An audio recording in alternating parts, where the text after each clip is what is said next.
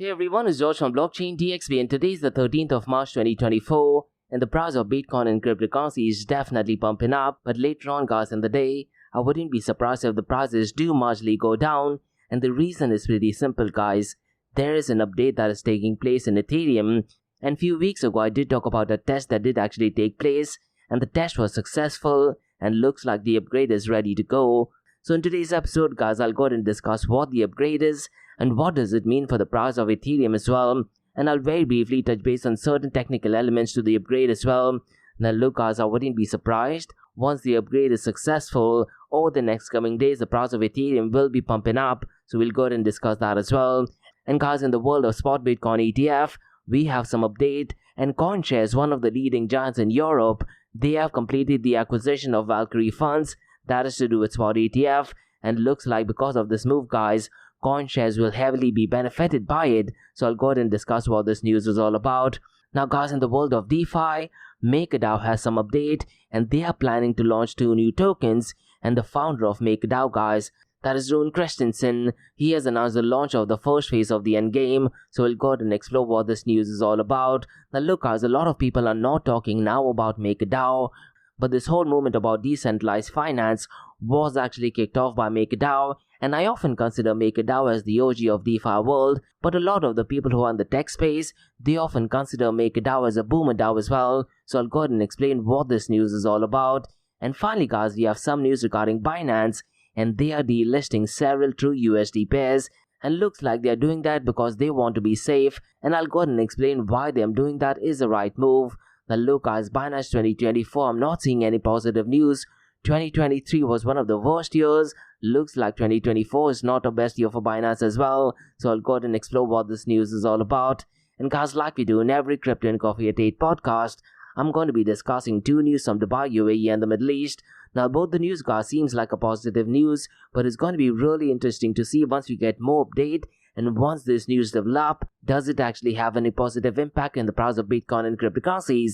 Now the first one has to do with Metaverse, and it has to do with the Kingdom of Saudi Arabia, and the news essentially is that Domenico Brands and King Abdulaziz City for Science and Technology, also called as KSCT, they have gone ahead and joined hands to Web3 launch in Saudi Arabia, and I'll go ahead and share my thoughts and opinion on it. Now listen guys, I do have a series with CTO, CEO and founders discussing Web 3.0, and it is called as Web 3 is just hype, because to be honest guys, I'm still not convinced that there is any legitimate use case of Web 3, but I'll definitely go ahead and discuss what this news is all about.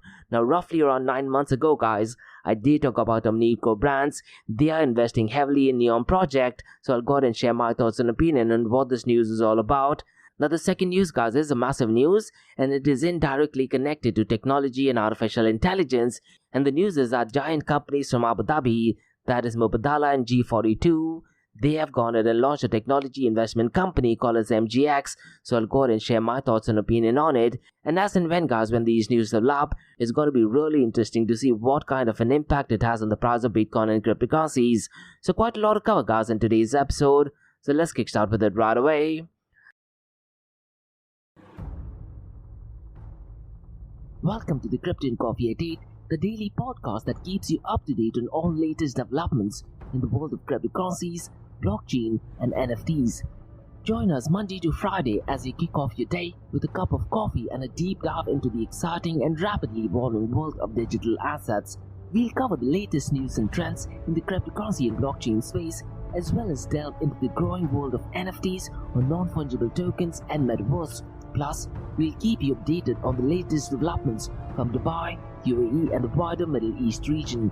Whether you're a seasoned crypto enthusiast or just getting started, Crypto and Coffee at 8 has something for you.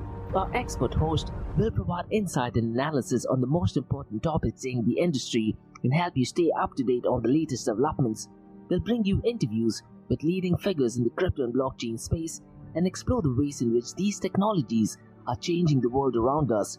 From the impact on traditional financial systems to the potential for revolutionizing industries and transforming societies, we'll cover it all on Crypto and Coffee at 8. So tune in and join us for a daily dose of Crypto and Coffee at 8 and let's stay ahead of the curve together. We'll start your day off right with the most important news and insights from the world of cryptocurrency, blockchain and the metaverse, and help you navigate this exciting and rapidly evolving landscape. In Crypto and Coffee a Day, the daily podcast covers the latest developments in the world of cryptocurrency, blockchain and the metaverse. We'll also bring you updates on the latest news from Dubai, UAE and wider Middle East region. This also includes a range of topics such as developments in the local and blockchain industry, including new projects and initiatives, regulatory updates, and policies related to cryptocurrency and blockchain in the region, local and regional events and conferences focused on crypto and blockchain, interviews with leading figures in Dubai, UAE and Middle East crypto and blockchain community, coverage of any significant news or events related to cryptocurrency and blockchain in the region.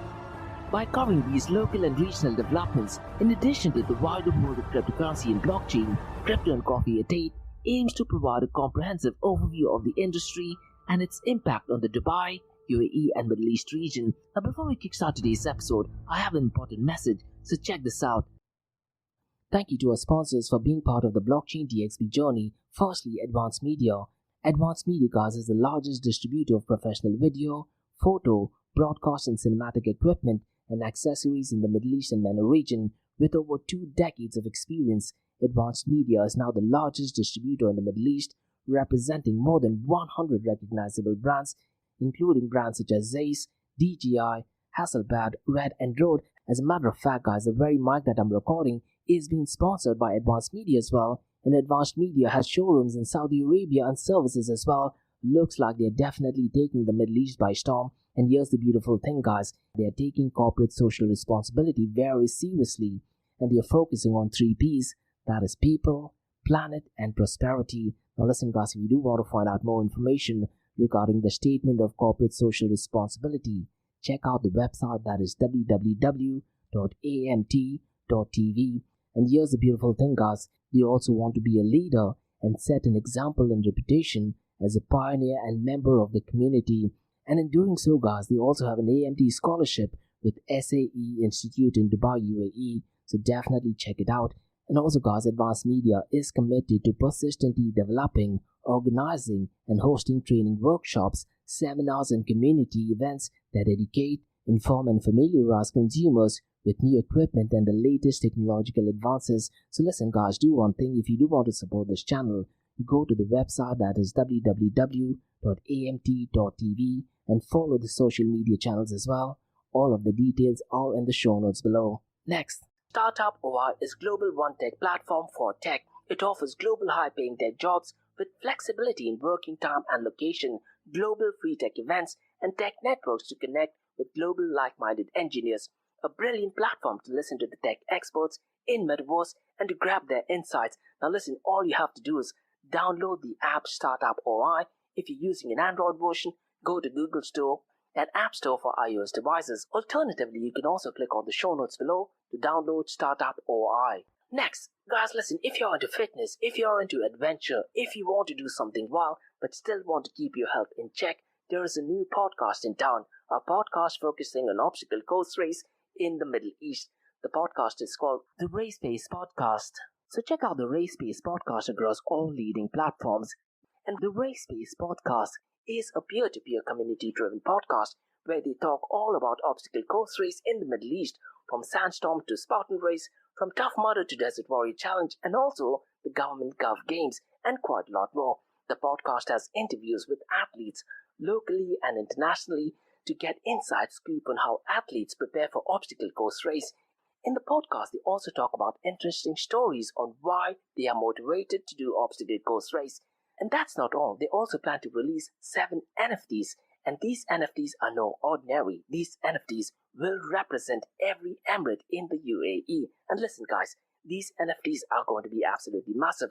So do one thing. Go to Spotify, go to iTunes, go to any leading podcasting platform and search for Rise in the Obstacle Course Race podcast.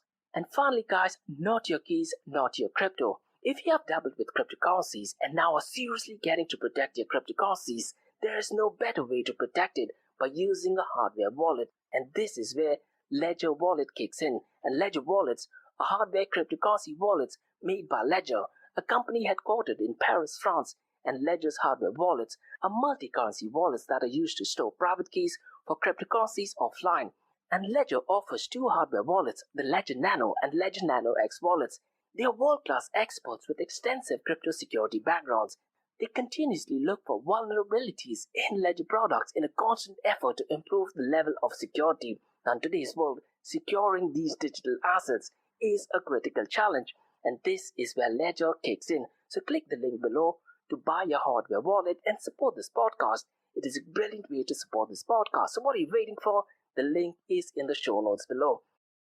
Now guys, since you've taken care of that, let's kickstart by looking at the global cryptocurrency market. Now the global cryptocurrency market, guys, since the last 24 hours has marginally gone down, and as of today it is at $2.76 trillion, and since the last 24 hours it is down by 1.65%. Now could it be possible because of the Ethereum upgrade? A lot of activity is actually halted. Most likely yes, but let's try to dwell on this further. Now so far as the total cryptocurrency market volume is concerned, guys, it is at a staggering $160.07 billion. Now look guys, since the last few weeks, on an average given day, the total cryptocurrency market is hovering around the $100 to $140 billion mark, isn't it? And this time, because the price is increasing, we can confidently state that we are in a bullish market. But so far as the volume is concerned, guys, since the last 24 hours, it is marginally down by 9.85%. Now let me very quickly run through the volume of DeFi, guys, because the volume is $15.52 billion. And DeFi, guys, as of today is accounting for less than 10% of the cryptocurrency market volume at 9.70%. Now if you look at the total value locked, it is staying well above the $100 billion mark. Now I'm really curious to check, guys, after the Dencun upgrade in Ethereum, does it make any impact so far as the total value locked is concerned? Me personally, I don't think so, but the cryptocurrency world is absolutely wild, isn't it? So keep a track on what is going on so far as the total value locked is concerned. And guys, you can do that by looking at the information via DeFiLlama.com. And guys, Lido is clearly dominating so far as total value locked is concerned at $39.92 billion. Now prior to Ethereum moving from proof of work to proof of stake, guys, MakerDAO was dominating so far as total value locked is concerned. And it's needless to say, guys, in common sense, that once Ethereum shifted to proof of stake, Lido has been dominating, isn't it? And so far as the decentralized exchange to centralized exchange dominance is concerned, it is at a staggering 21.90%. Now look, guys, I really am curious to check, why does the volume on decentralized exchange picks up pace on Wednesdays and Thursdays? This, to be honest, is a massive mystery for me. Now if you do have any information as to why the volume picks up pace on Wednesdays and Thursdays, please feel free to educate me. You can mention them in the comments below or drop me an email to info@blockchaindxb.com. Now right now, guys, it is at 21.90%. I wouldn't be surprised, to be honest, if the decentralized to centralized exchange dominance crosses the 40% mark maybe on Wednesday or Thursday. We'll just have to wait and see, I guess. Now let me very quickly run through the volume of decentralized exchanges, guys, because today the volume isn't as great as Monday. Today it is at $855.63 million. This is for the number one decentralized exchange, that is Uniswap. The second one is Thorchain, guys, and its volume is a little over the $500 million mark at $639.59 million. Orca, guys, is at number third, and its volume is $526.08 million. Radium's volume is at $495.81 million. And finally, guys, Core Finance, its volume is $461.54 million. Now look, guys, because of the Ethereum upgrade that is going to take place later on today, I'm pretty much sure the volume in decentralized exchanges will significantly be changing. And what I'm going to be doing, guys, today is I'm going to go ahead and explain what the Dencun upgrade is. And guys, I'm also actively involved in one of the Telegram groups called Society X. And the head of product from Zilliqa, guys, he has actually posted a screenshot, guys, of the impact of Dencun upgrade and what would happen so far as decentralized exchange swap is concerned. So I'll definitely go ahead and read out some really interesting numbers. So stay tuned and listen to that. Now let's quickly run through the volume of stable coins, guys, because right now it is at a staggering $146.61 billion. And stable coins as of today is accounting for 91.59% of the total crypto market 24-hour volume. Now look, guys, after the upgrade that actually kicks in, I really am not sure what kind of an impact will have in stable coins. Will it be positive or will it be negative? Now we don't have to make any guesses, guys. We will find out the impact of Dencun upgrade on the volume of stable coins. And so far, guys, the volume of Tether USDT is well over the $100 billion mark. It is at $113.88 billion. FDUSD, guys, its volume is $18.89 billion. And Circle USDC's volume is $12.30 billion, and stablecoins, guys, right now is accounting for 91.59% of the total crypto market 24-hour volume. I really am curious to check so far as the volume is concerned after the upgrade, so definitely keep a track on the volume of stablecoins, cause that will directly and indirectly have an impact on the price of Bitcoin and Ethereum. Now guys, let me very quickly run through the market cap, 24-hour trading volume and dominance between Bitcoin and Ethereum. Now Bitcoin's market cap is at $1.43 trillion, and since the last 24 hours it is marginally pumped up. But what is a bit strange, guys, is that the market cap of Ethereum has actually gone down, and today it is at $480 billion. Yesterday, if I'm not mistaken, guys, the market cap of Ethereum was at $485 billion, isn't it? Now, so far as the 24-hour volume is concerned, Bitcoin's 24-hour trading volume is at $62.88 billion, whereas Ethereum's 24-hour trading volume has also gone down, and today it is at $25.63 billion. Now listen, guys, the only reason why it has gone down, I'm pretty much sure a lot of the tech developers, so far as Ethereum is concerned, they have halted the operation because they want to go ahead and let the Dencun upgrade go smoothly, isn't it? And after the Dencun upgrade goes smoothly, I'm pretty much sure there will be a lot of savings as well, which I'll touch base in a few minutes. Now, so far as the dominance of Bitcoin and Ethereum is concerned, guys, Bitcoin's dominance is at 52.06% and Ethereum's dominance is at 17.60%. Now look, guys, because of the Dencun upgrade, if there are significant changes, I'm pretty much sure a lot of tech developers and a lot of people building in the so-called Web3 space will be using more of Ethereum, isn't it? And because of that, could it be possible the Ethereum dominance crosses the 20% mark in the next 24 to 48 hours? Definitely possible. And if that thing happens, guys, I wouldn't be surprised if the price of Ethereum crosses the $4,500 mark. Those are just wild speculations, to be honest. Now guys, this week what I'm doing is I'm just reading out the numbers of the top decentralized apps that are working across different blockchain protocols. Yesterday we looked at the top 5 decentralized apps that were working on Ethereum. Today, guys, I'm going to be looking at the top 5 decentralized apps that are currently working on Binance BNB chain. And tomorrow, guys, I'll try to look at Cardano. And guys, I'm looking at these numbers via dappradar.com. And what I'd really recommend you to do is, guys, go to dappradar.com and you can actually segregate it based on different blockchain protocol. And you can also look at NFT marketplaces and quite a lot of other.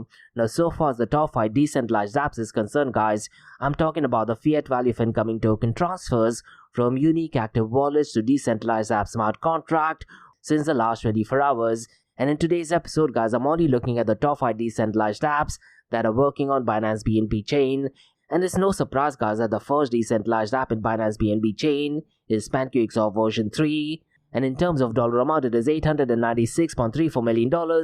Venus Protocol is at number 2nd. In terms of dollar amount, guys, it is $559.81 million. PancakeSwap version 2 is at number 3rd. And in terms of dollar amount, it is $549.93 million. Radiant is at number 4th. In terms of dollar amount, it is $114.82 million. And finally, guys, Alpha Finance's volume is well below the $50 billion mark. It is only at $24.48 million. Now guys, before we look at the king of all kings, that is Bitcoin, what I want to do is this particular week, guys, I want to look at privacy preserving protocol. And the episode that I released on Monday, I went ahead and explained what zero knowledge proof is. Yesterday, guys, I went ahead and explained what signature sharing is. And in today's episode, guys, I'm going to go ahead and discuss what ring signature is. Now mind you, guys, I'm giving out these numbers via ChatGPT 4, and there is a possibility that some information may not be updated. And if you do have any updated information regarding ring signature, definitely drop me an email or mention them in the comments below. And please feel free to go ahead and listen to the episode that I released on Monday, because I went ahead and explained what zero knowledge proof is, how does it work, and the episode that I released on Tuesday, that is yesterday, we also made a quick comparison between signature sharing and zero knowledge proof, and how is it that cryptocurrency and blockchain protocols can go ahead and use it. So in today's episode, guys, let me go ahead and share what ring signature is and how ring signature actually works. Now, so far as the working of ring signature is concerned, guys, it's really important to note that in a standard digital signature scheme, a message is signed using the signature's private key, and anyone with the access of corresponding public key can actually verify the signature. However, guys, this process reveals the identity of the signer, And this is where ring signature kicks in, cause ring signature, guys, introduces a level of anonymity, and they do that by allowing a number of group, and that is why the terminology is called as ring, and that is introduced to produce a signature on behalf of the group without revealing which specific member has performed the signing, and this is achieved through a clever combination of cryptographic techniques, typically involving three things, that is public key cryptography, mixing functions, and verification. So let me go ahead and very briefly explain what are these three functions.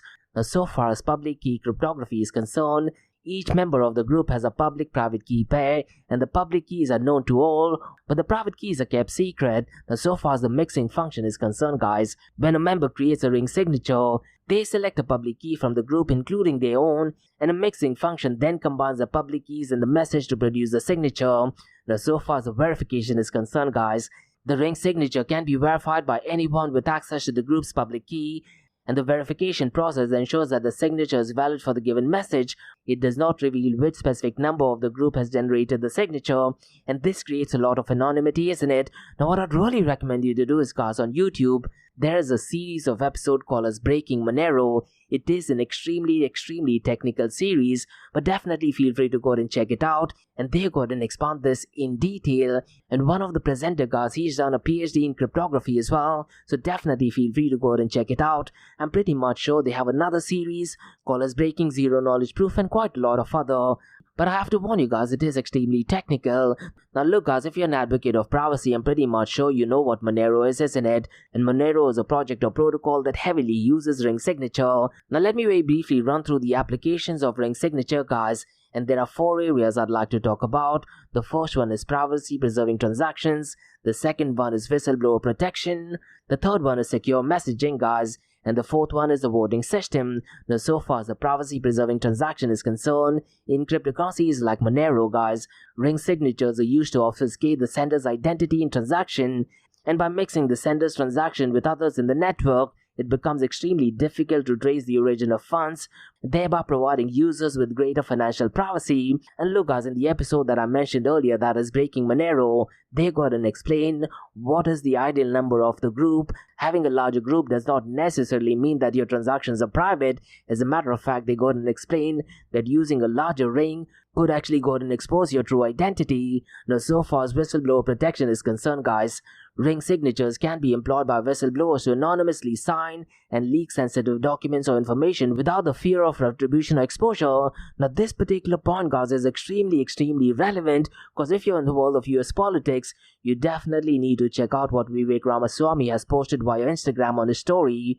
One of the guys who had access to whistleblower information, he was apparently shot dead, and he was shot dead in the United States of America. And these are some of the dangers, and looks like ring signatures might be able to provide protection, isn't it? And so far as whistleblower protection is concerned, guys, using ring signatures, it actually ensures that whistleblowers can reveal wrongdoing while safeguarding the identity. And look, guys, knowing what is going on in US politics right now, you try to say anything about an extreme left-leaning regime, you definitely put into jail and you cancel as well. So using ring signature, guys, definitely has brilliant use cases as well. And so far secure messaging is concerned, ring signatures can be utilized in secure messaging protocols to enable anonymous communication, and by allowing users to sign messages without revealing the identity, ring signatures can protect the privacy and anonymity of both senders and recipients. And so far as voting systems is concerned, guys, in electronic voting systems, ring signatures can ensure the anonymity of voters while still allowing their votes to be verified as valid,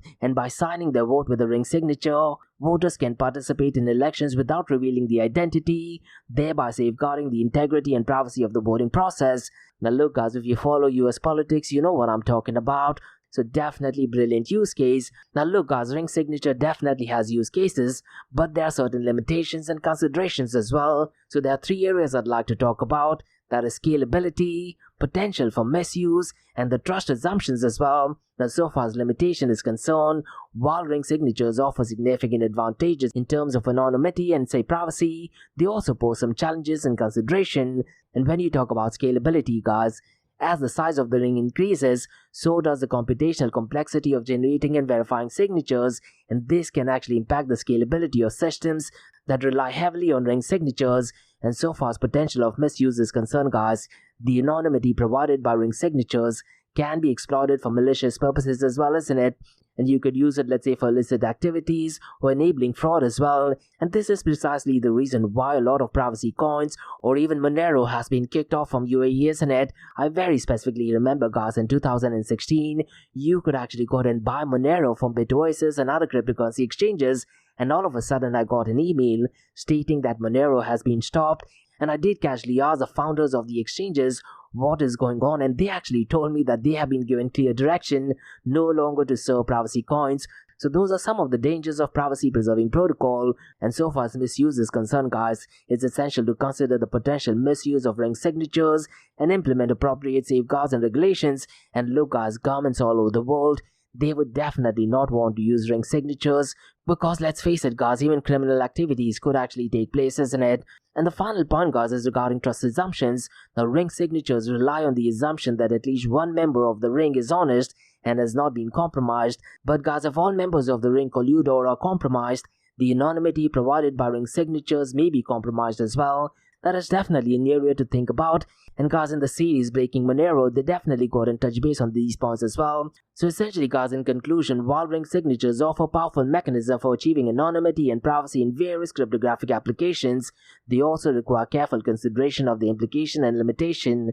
And by understanding these factors, developers and users can effectively leverage ring signatures to enhance security and privacy in digital system. Now, me personally, guys, I'm definitely a massive fan of Monero and ring signatures, so let me know what your thoughts are, guys, and in tomorrow's episode, I'll definitely touch base on another interesting privacy preserving protocol. Now, guys, let's look at the king of all kings, that is Bitcoin. And the price of Bitcoin, guys, is at $72,458, and since the last 24 hours it is marginally up by 0.49%, and since the last 7 days it is up by 9.29%. Ethereum, guys, has actually gone down below the $4,000 mark, and that is because of the Dencun upgrade, isn't it? And I'll definitely go and explain what the upgrade is and how is it that is going to benefit users. Now, since the last 24 hours it is down by 1.18%, and since the last 7 days, guys, it is up by 3.49%. Now look, guys, keep a track of these numbers. I'm pretty much sure these numbers will be absolutely devastating in a positive way. Now, so far as Binance BNB is concerned, guys, it is at a staggering $591.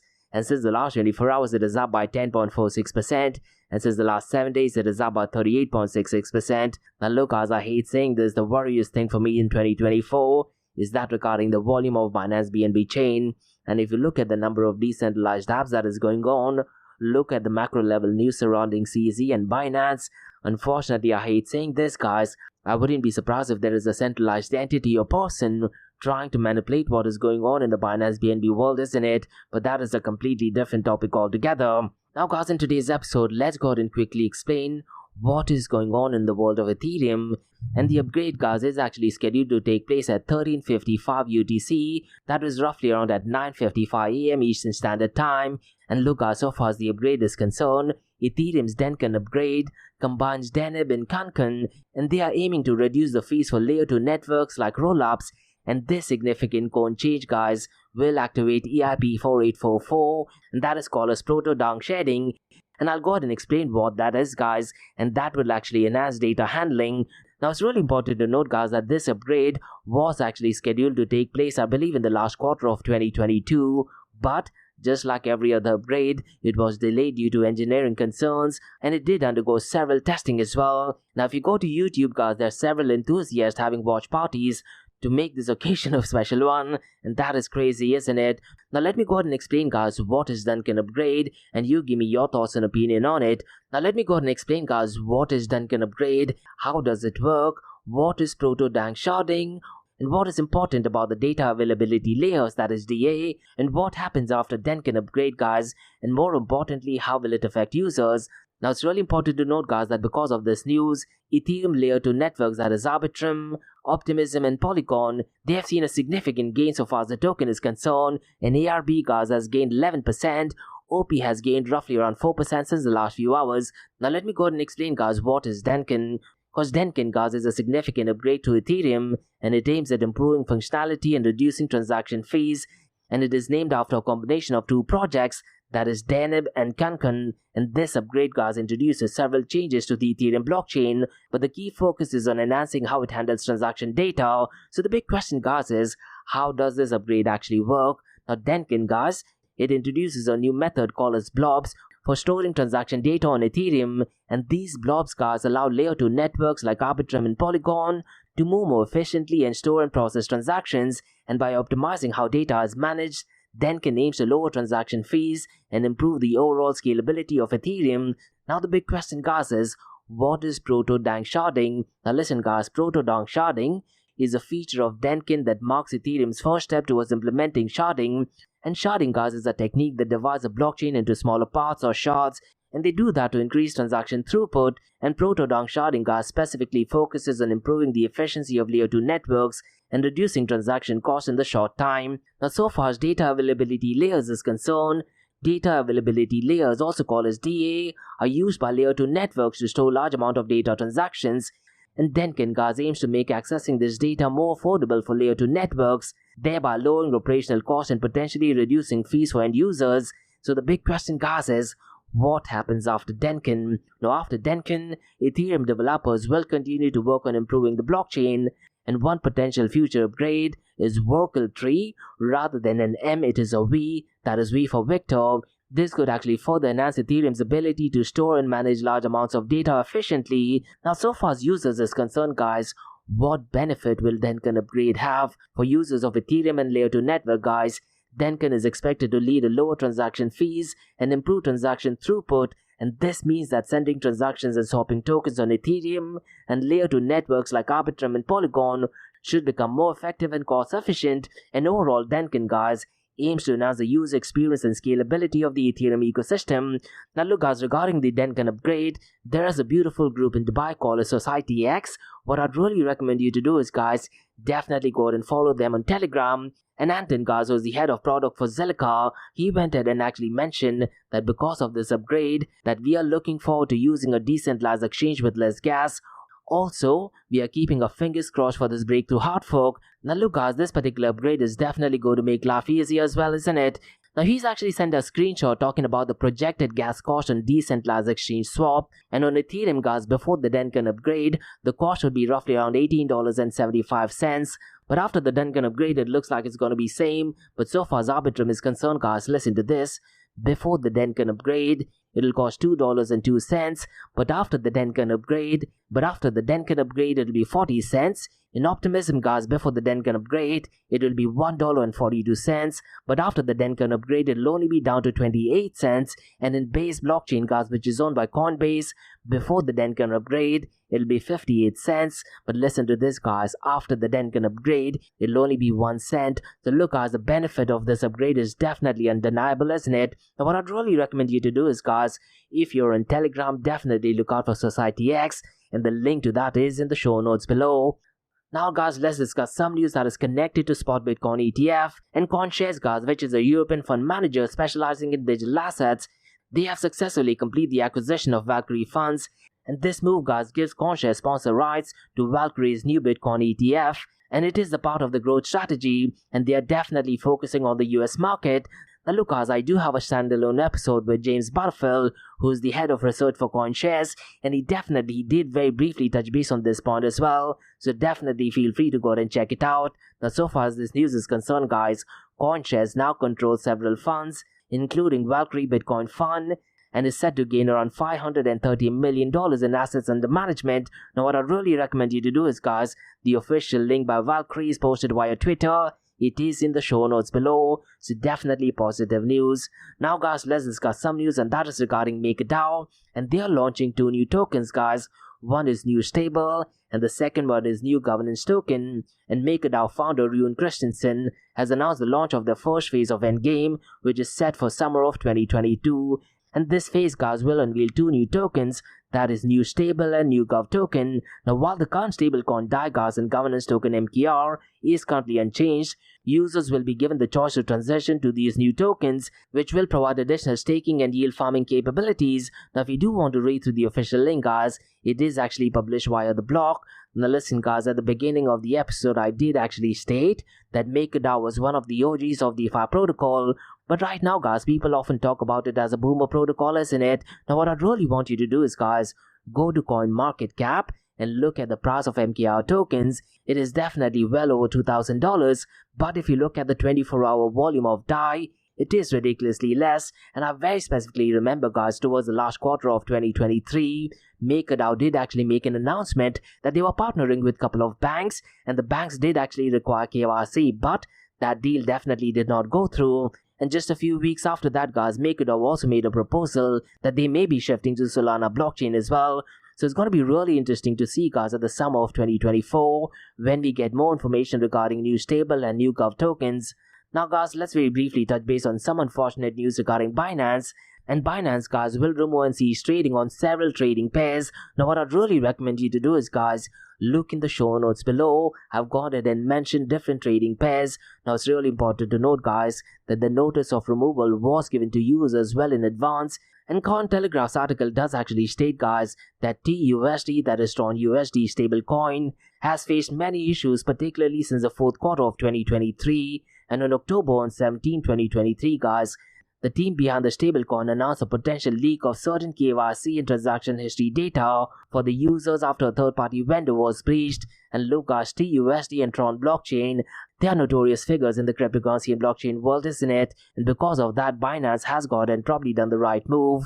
So those were the news, guys, from the cryptocurrency and blockchain world. Now let's look at two news from Dubai, UAE and the Middle East. And the first news, guys, is from the Kingdom of Saudi Arabia, and it is connected to Web3 and Metaverse. So let me go ahead and share what this massive news is all about. Because Omnico Brands and King Abdullah City for Science and Technology, also called as KCST, they have joined hands to launch Web3 Hub in Saudi Arabia. So let me go ahead and give out more information, guys, because their aim is to advance Web3 and gaming ecosystem in the kingdom. And so far as KCST is concerned, guys, it was established well over 4 decades ago in 1977, and they foster science and technology advancement in Saudi Arabia. And so far as this collaboration is concerned, guys, it focuses on establishing a physical Web3 hub in Riyadh, and the hub will incubate Web3 startups and blockchain technologies.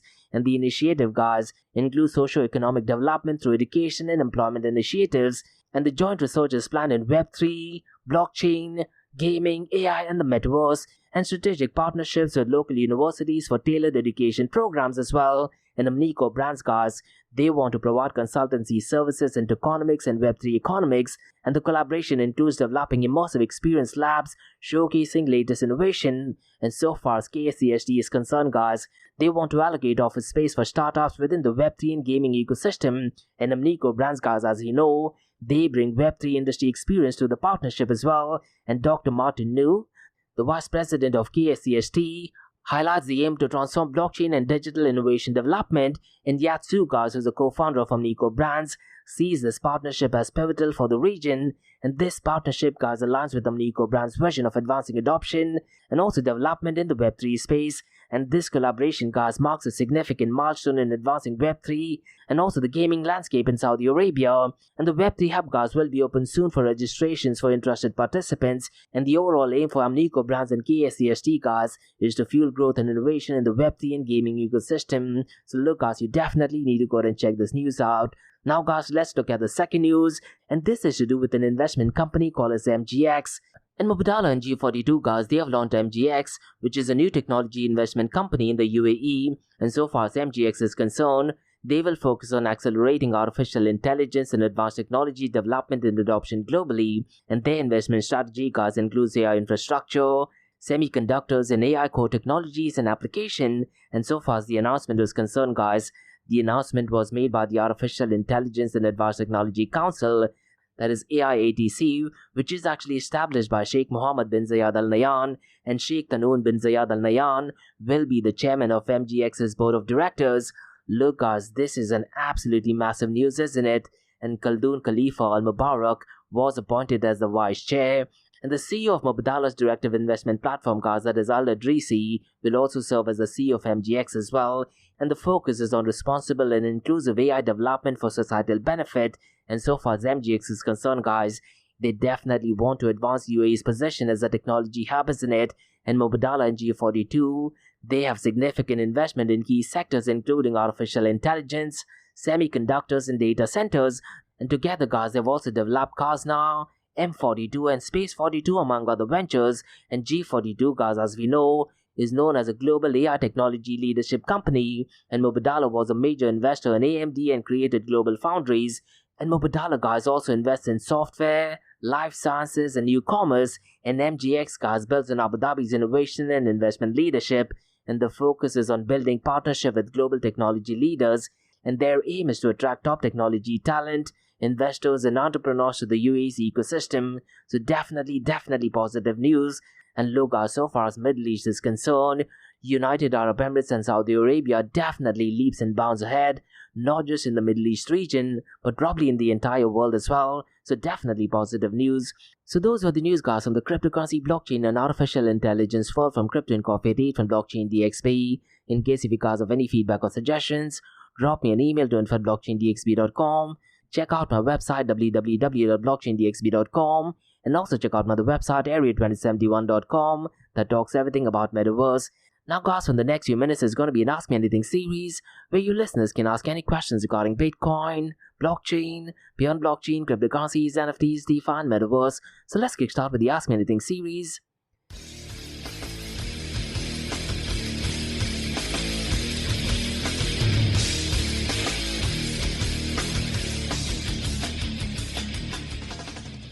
Hey everyone, it's George from Blockchain DXB. You're listening to the Ask Me Anything series, where you listeners can ask any questions regarding Bitcoin, blockchain, beyond blockchain, cryptocurrencies, NFTs, DeFi, and Metaverse. I have a question by Angie who asks, do you think Metaverse protocol could make a massive comeback this year? To be honest, not really, Angie, because when I talk about Metaverse, the ideal time frame that you need to be looking at is at least 8 to 10 years from now. Now, I've been saying 8 to 10 years from now for the past 2 years, but I don't see Metaverse gaining mainstream adoption, at least by 2030 or probably after that, because you need to also remember, just switching current existing systems to Metaverse will not cut it. So far as the user experience is concerned, it has to be 10 times better than what we are currently experiencing. Now, I hate saying this, most of the platforms that is Sandbox or Decentraland, the user experience is not 10x better. I would actually argue that the user experience is actually falling back, going back to 1990s in certain cases, even going back to 1980s. And the user experience cannot just replicate what we are currently experiencing. Because look, Angie, when we talk about Metaverse, we are talking about it replacing a laptop, we are talking about it replacing a mobile phone, and Meta definitely has a vision of Metaverse to go mainstream at least a decade from now, and they are actively researching on it. So in an idealistic world, rather than using your mobile phone, you'll be taking on your sunglasses, and it's all about using the device for a longer duration, probably even contact lenses, and you will be able to capture all the 5 senses in the Metaverse. Only then we can confidently state that Metaverse is mainstream, and until and unless that thing happens, Angie, I don't see Metaverse protocols or cryptocurrency blockchain protocols that are connected to Metaverse goes mainstream. But I'm pretty much sure as and when we get some news regarding partnership, like the one for today regarding Omnicore brands, that will definitely push the price of cryptocurrency and blockchain protocols that are connected to Metaverse. And look, I hate saying this, blockchain and cryptocurrencies do not make a perfect fit. So far as Metaverse is concerned, a centralized entity will be an ideal fit in the Metaverse. Those are my honest thoughts. And that's about all guys from the Ask Me Anything series from Blockchain DXB. In case if you guys have any feedback or suggestions, drop me an email to info@blockchaindxb.com. Check out my website www.blockchaindxb.com, and also check out my other website area2071.com that talks everything about Metaverse. And guys, if you like listening to this podcast, please click on the follow button, give it a 5-star rating, and share the word across. And remember guys, Monday to Thursdays, 8 am to 8:30 am, we have Crypto and Coffee at 8, where we cover top news and information pertaining to Bitcoin, blockchain, beyond blockchain, cryptocurrencies, NFTs, DeFi, and Metaverse. And how this series of episodes under Crypto and Coffee at 8 works is, we usually cover some top news and information pertaining to the price of cryptocurrencies, some major breaking news, occasionally short and sweet news as well, news that has an impact in the cryptocurrency world. The other 2 news and information is related to Bitcoin, blockchain, and cryptocurrencies, so far as Dubai, UAE, and Middle East is concerned. And what you're listening to right now is the Ask Me Anything series, where you listeners can ask any questions regarding Bitcoin, blockchain, beyond blockchain, cryptocurrencies, NFTs, DeFi, and Metaverse. So thanks so much for listening guys, and have a nice one. Bye-bye.